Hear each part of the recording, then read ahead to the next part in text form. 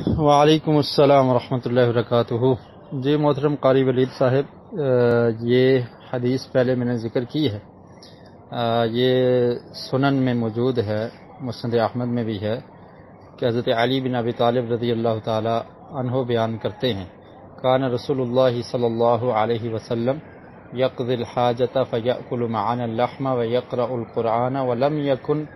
یحجزہ او یحجبہ الا الجنابہ، کہ نبی کریم صلی اللہ علیہ وسلم کو قرآن کی قرأت سے جنابت ہی روکا کرتی تھی، جنابت کی حالت میں آپ قرآن نہیں پڑھتے تھے۔ اور یہی روایت حضرت علی رضی اللہ تعالیٰ عنہ سے موقوفاً بھی مروی ہے۔ اس کے بہت سارے شواہد ہیں اور محدثین نے اس کو حسن کہا ہے، بعض نے صحیح کہا ہے اور کچھ نے حسن درجے کی سند کہی ہے اس کی۔ تو اس سے یہ ثابت ہوتا ہے کہ جنابت کی حالت میں قرآن نہیں پڑھنا چاہیے۔ اب رہی بات حضرت ابن عباس رضی اللہ تعالی عنہ کا جو قول آپ نے بیان کیا ہے اور صحیح البخاری کا حوالہ دیا ہے، تو پہلی بات یہ سمجھ لیں کہ وہ صحیح البخاری میں تعلیقاً بیان ہے، معلق ہے، ٹھیک ہے، اس کی سند وہاں پر درج نہیں ہے۔ تو بہرحال مصنف ابن شیبہ میں اس کی سند درج ہے، تو اس سے یہ ثابت ہوتا ہے کہ ایک دو آیات، جیسے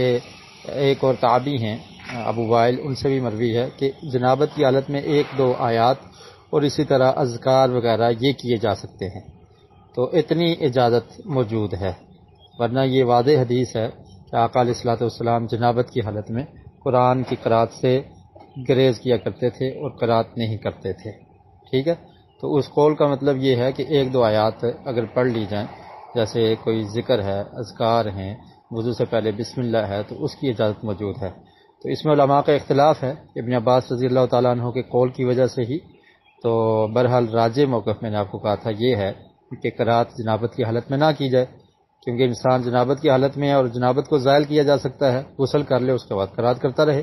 اور ویسے ہی جنابت کی حالت میں اتنی دیر نہیں رہنا چاہیے کہ انسان پھر اس کو قرأت قرآن اور نماز بھی تو پڑھنی ہے نا، تو اس لیے غسل کے ذریعے جنابت کو ختم کیا جا سکتا ہے۔ دوسری بات جو آپ نے دلیل دی وہ حائضہ کے متعلق ہے کہ حضرت عائشہ رضی اللہ تعالی عنہا کو نبی کریم صلی اللہ علیہ وسلم نے ارشاد فرمایا تھا کہ آپ بیت اللہ کا طواف نہ کریں اور باقی حج کے معاملات کریں جب وہ حائضہ ہو گئی تھی، تو اس سے یہ حائضہ کے احکامات علیحدہ ہیں کہ یہ علیحدہ مسئلہ ہے کہ حائضہ قرأت قرآن کرے گی یا نہیں، اور اس میں بھی علماء کا اختلاف ہے، لیکن راجح یہی ہے کہ چونکہ یہ ایک پیریڈ لمبا ہوتا ہے تو وہ قرآن کی قرأت کر سکتی ہے، ٹھیک ہے۔ لیکن جنابت کے بارے میں ایسا نہیں ہے، جنابت تو مختصر وقت ہے، اس کو آپ ختم کر کے تو قرآن کی قرأت کر سکتے ہیں، اگر پانی میں اثر نہیں ہے تو تیمم کر لیں، ٹھیک ہے۔ اور اسی طرح ایک دلیل میں نے آپ کو اور پیش کی تھی کہ آقا علیہ الصلوۃ والسلام نے سلام کا جواب دیا تو تیمم کر کے، حد سے اصغر تھا تو حد سے اکبر تو بالاولیٰ اس کو زائل کرنا چاہیے۔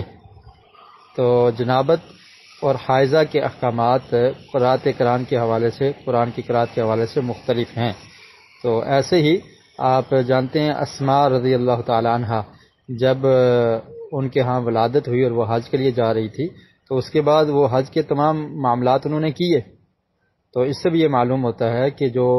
نفساء ہیں یا حائضہ ہیں تو ان کے احکامات جنابت سے مختلف ہیں۔ تو جنابت کے بارے میں راجح موقف یہی ہے کہ اس حالت میں قرأت قرآن نہیں کرنا چاہیے، واللہ عالم بالصواب۔